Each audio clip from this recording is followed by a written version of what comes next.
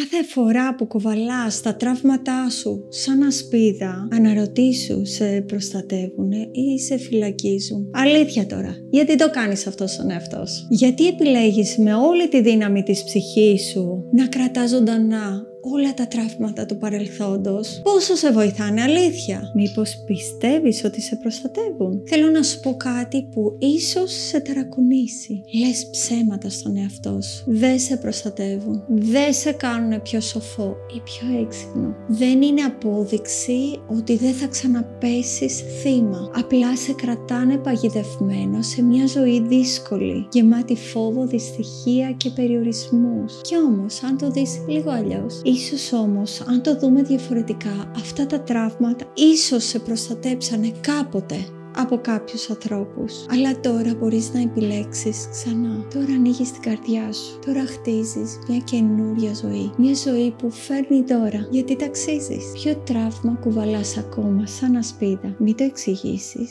απλά γράψτε το.